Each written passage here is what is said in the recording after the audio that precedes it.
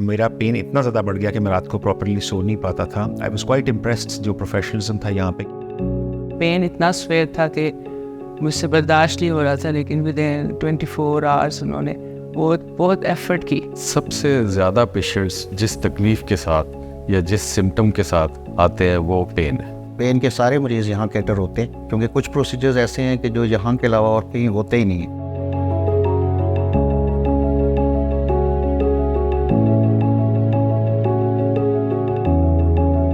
Pain management में हमारे पास दो किस्म के मरीज़ बहुत ज़्यादा आते हैं। एक वो पेशेंट्स आते हैं जिनमें थोड़ा अरसा हुआ है पेन को अभी शुरू हुए हुए, और वो पेन किसी वजह से हो रही होती है। फॉर एग्ज़ाम्पल उनका फ्रैक्चर हो गया, वो गिर गए, एक्सीडेंट हो गया, उनको पेन है, तो वो हमारे पास पेन मैनेजमेंट के लिए आएंगे।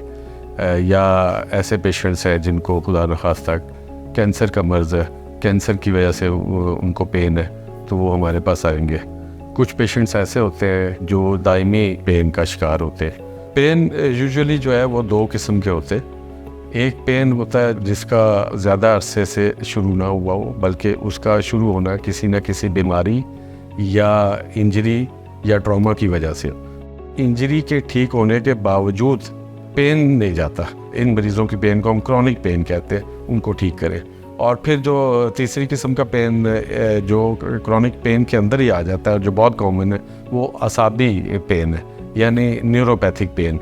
आईपीडी में सबसे ज़्यादा जो हमें पेशेंट्स देखने होते हैं वो इमरजेंसी में देखने होते हैं। किसी भी मर्ज़ के साथ जो पेन कॉज करे, या ट्रॉमा एक्सीडेंट्स के साथ, या ऐसी बीमारियां जिनका इलाज सर्जरी है, तो सर्जरी से पहले और सर्जरी के बाद हम उनकी पेन को मैनेज करते हैं। तो ज़्यादातर जो पेशेंट्स हमारे पास एडमिटेड होते हैं उनमें पोस्ट ऑपरेटिव पेशेंट्स और कैंसर के पेशेंट्स ज़्यादा होते हैं। ओपीडी में हमारे पास वो मरीज़ आते हैं जो कि बहुत शदीद दर्द का शिकार होते हैं, बेशक दर्द ज़्यादा पुरानी ना हो, कमर का उनको दायमी दर्द है, या शाटिका अर्कोनिसा के मरीज़ हमारे पास ज़्यादा आते हैं, तो या जोड़ों के दर्द के मरीज़ आते हैं। तो उन मरीज़ों को हम ओपीडी में ट्रीट करते हैं।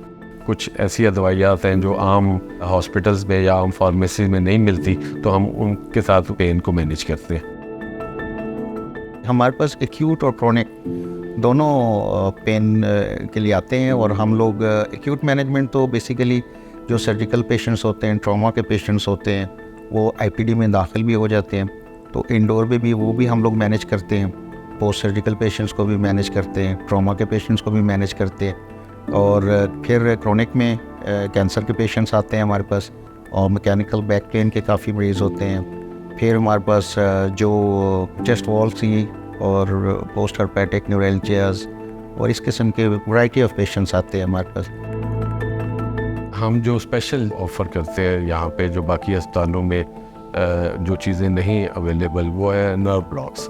हम टेम्परेरी तौर पे और परमानेंट तौर पे नर्व्स को ब्लॉक कर देते हैं। यूजुअली जो हम नर्व्स डेड करने के लिए सिलेक्ट करते हैं, वो नर्व्स हम ये भी देखते हैं कि उनका ताल्लुक मूवमेंट और पावर से ना हो। सिर्फ वो पेन वाली नर्व्स को हम ख़ास तौर पे आइडेंटिफाई करते हैं, और उन पेन वाली नर्व्स को हम कोशिश करते हैं कि सिर्फ एक्सक्लूसिवली सिर्फ उन्हीं को हम डेड करें। तो नर्व्स जब डेड हो जाती हैं तो वो पेन को सेंस नहीं कर सकती, तो उससे भी वो पेन महसूस नहीं करता पेशेंट और कंफर्टेबल हो जाता। पेन इतना स्वेर था कि मुझसे बर्दाश्त नहीं हो रहा था, लेकिन विद इन 24 आवर्स उन्होंने बहुत एफर्ट की। तो जब डायग्नोस हो गया तो विद इन नो टाइम उन्होंने एक प्रोसीजर किया। उस प्रोसीजर के बाद मैं अभी तक फॉलोअप्स में हूँ, फिजियोथेरापी हुई है मेरी।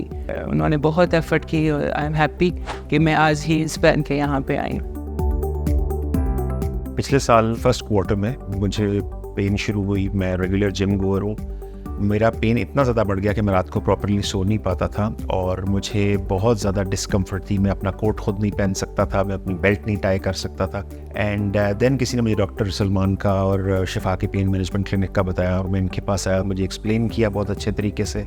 तो I was very impressed. Finally अल्लाह का एहसान है कि within 4 months of coming here मैं अब रात को मेरी नींद भी बिल्कुल ठीक हो चुकी है।